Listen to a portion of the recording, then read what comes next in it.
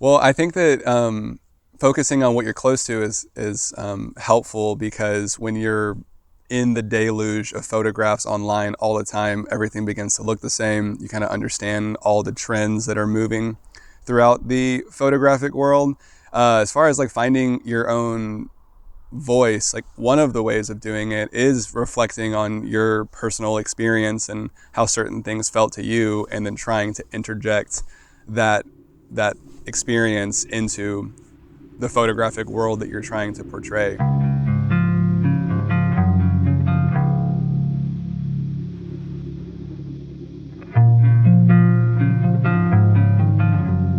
My name's Henry Head. I'm a photographer from Fayetteville, Arkansas. Before my family moved to Missouri when I was 7 years old, my grandparents, who were originally from Mississippi, had bought a summer camp in southwest Missouri, and there was some property around it that was true wild Ozark countryside. So when I was young, we would visit every year, and I would get the chance to go out to this land where the cicadas would scream and the rivers were filled with snakes and turtles, and it all felt wild and kind of utopic.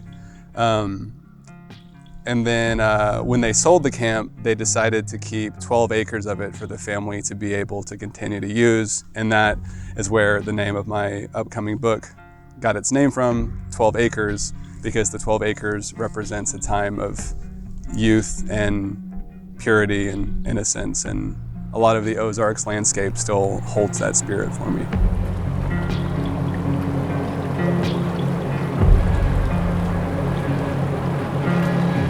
When I was 20 years old, I met this young man, Michael Portugal, who was hitchhiking through southwest Missouri where I lived. I had just dropped out of college and was unclear about what I wanted to do next. And after hearing his story and how he was traveling, we forged a friendship and decided to continue his travels together.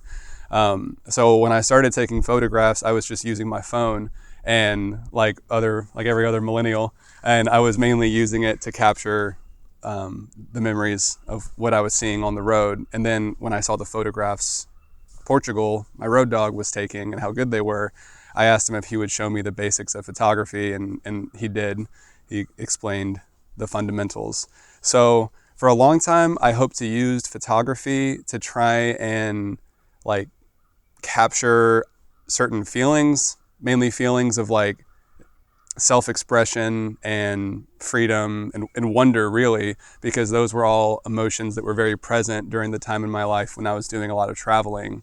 So I had initially a much more maximalist approach to photography.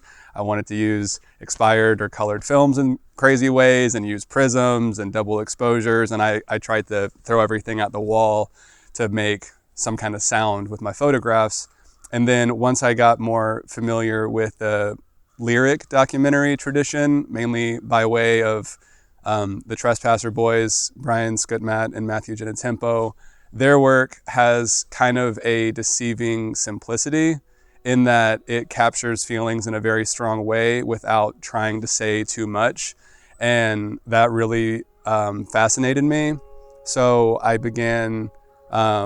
invested in a 4x5 camera, began shooting medium format as well, made the switch to black and white, and just kind of began like bathing myself in the tradition of lyric documentary photography.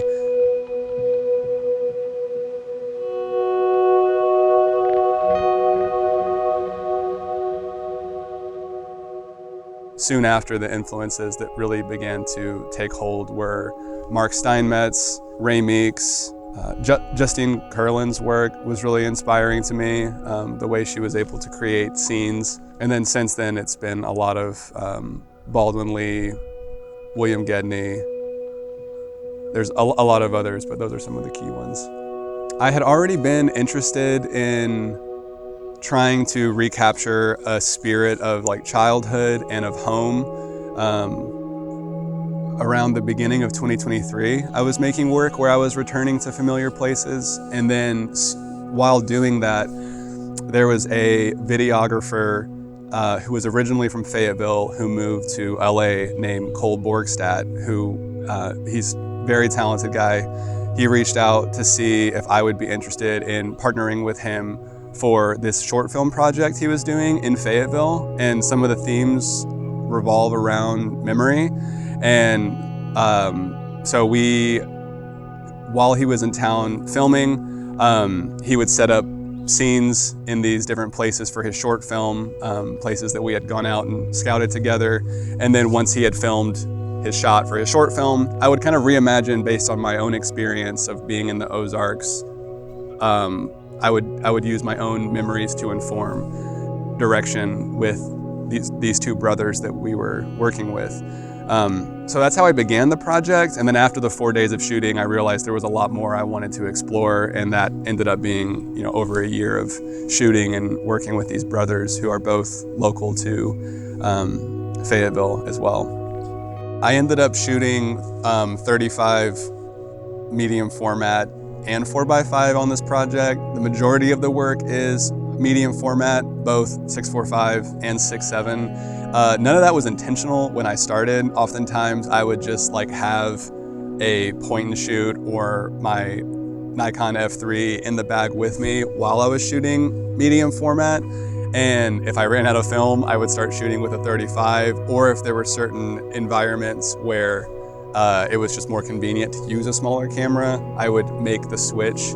And I think I just didn't want to put too many limitations on the mode that I was working in for creating, because I wasn't entirely sure what the work was asking for. So I tried to I would adapt the medium of what kind of camera I was using based on the vision I had in mind for how I wanted the photograph to feel. So for some of the really detailed moments, I knew I wanted to use the 4x5 to emphasize that. And for moments that I wanted to feel more haphazard or from the waist, I knew I wanted to use a more mobile device, so the 35 or the medium format would make more sense then. You guys realize it's so hot? What?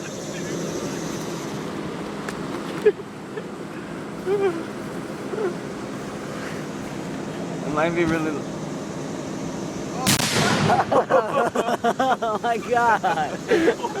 Primarily the brothers I was working with became kind of avatars for my younger self and a formative friendship that I had as a teenager here in the Ozarks, where when I was a teenager, I think my friend and I had different reasons for wanting to escape into the outdoors together. He had a complicated home life. I was a really insecure kid who was, at that time, struggling with an eating disorder, and the whole world felt like it was asking too much of us. So being able to be away from everything, climbing trees, swimming to the bottoms of rivers, catching any animals we found, that imaginary world that we were able to create in the space is something I was hoping to recapture with the photographs. So as far as collaborating with the boys goes, I would let them in on what I was, everything I just shared, what I was processing internally. I would try and be vulnerable and describe these feelings that were coming up, and then allow them to be present with those feelings and reflective themselves. Oftentimes when we were driving out to a spot, we would just be talking about these things. And then once we got to a location that I was interested in photographing, which most of the time were places that I used to go to as a teenager myself, I wasn't usually directing the boys to recreate something in my mind. There was a couple times I gave some more concrete direction, but usually I would try and spend enough time on my own pulling the past into my consciousness, just thinking about it, so that when I was out with the boys and they would do things of their own accord, there were certain moments that felt like what they were doing and the past that I was reflecting on would touch and they'd kind of spark. And those were moments I was interested in capturing. So I would encourage them to be true to whatever they were feeling. If they were feeling playful or destructive, or they wanted to lay down in the grass and smoke a cigarette because they were bored, all of it was welcome, because there were constantly parallels emerging that squared with my experience. I think that something that's been really helpful for me in my photographic journey has been to ask who I'm making the work for, because I think it was a few years ago, I really reached a point where I became aware that there was an audience that I took with me everywhere I went. That imaginary gaze of who is going to see my work, what kind of validation could I find if I could appease these imaginary people. And I think it's common for us, not just as artists, but as people, to live with the audience in mind.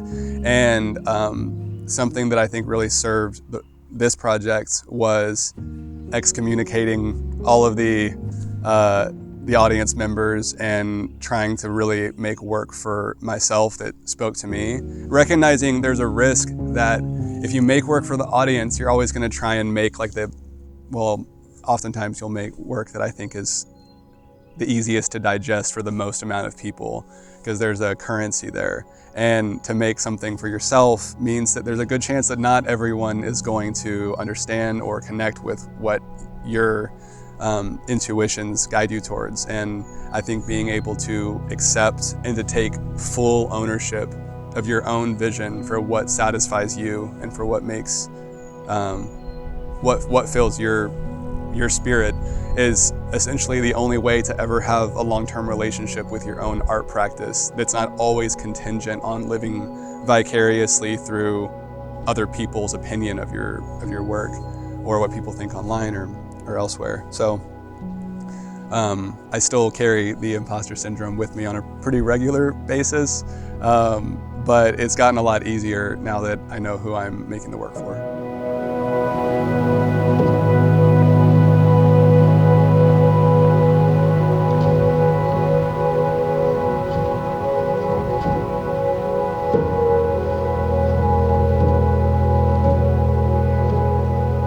When I was about halfway through the project, I'd been working on it for a little over 6 months, I began to feel more strongly that there was something about the work that was interesting enough to be just something more than I had done up to that point.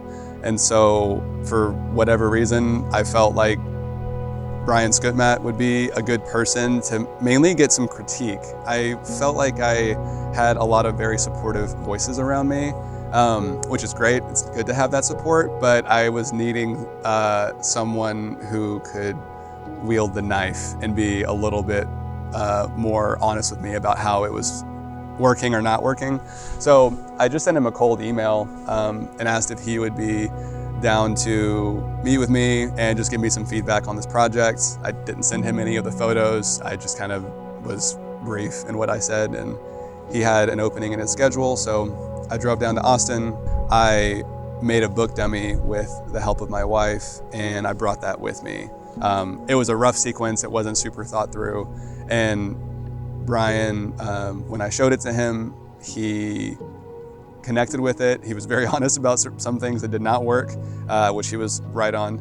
And he encouraged me to keep working on it and to try and expand the world I was representing. Before I left, he asked if he could take a couple photos of some of the spreads, which I said, of course. And he ended up kind of casually sending those to Kevin at Twin Palms. And Kevin was interested enough in the photos to where he wanted to see more. And he reached out, and Brian said that if Kevin wanted to move forward with the book, that he wanted to do the edit, which was, a dream come true, getting to work with him. And then the rest has just kind of happened since then. Matthew Genetempo has been an asset to the project as well, bringing his perspective and advice. Indy, my wife, has been phenomenal with leading the design, and all of the community and friends that have kind of waded through the waters with me and looked at work. And I mean, a lot of the creative process and the way I work is very intuitive. And I'd say the work took about 14 months to make, and probably the first 8 months of it were mainly me operating out of intuition, just leaving no stone unturned, trying new things as I went, trying to round out the world and make it feel more expansive. But then once I was nearing the finish line for the project and had begun working with Brian on the project, it became a little bit more calculated in identifying where the holes were. So something that was important to both the work as a sequence and just the work in general was I wanted the experience of looking at the work to kind of feel like remembering. And sometimes in reflection, things come to you very clearly, whether it's just like a detail or an expression on someone's face or like the spirit of a moment. Sometimes it feels very front and center, and other times it's just out of reach and it feels kind of hazy and dreamlike, and you're not entirely sure where the conjecture of your imagination is filling in gaps and creating a fiction, or if it really happened the way you remembered it. So I wanted the sequence to be something that moved from clarity into a more opaque and distant kind of quasi-fictional world.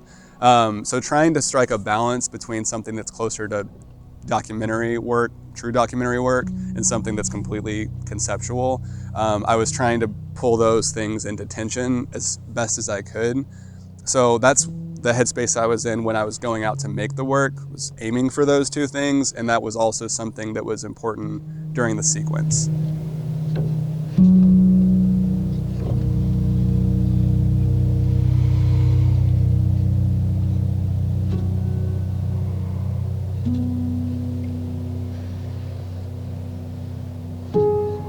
Something that really interesting that came out of the back and forths that I was having with Brian when he and I first began looking at the project together was I was concerned about the clarity of like my intention. Like I was concerned that people might not see in the work what I wanted to portray in the work.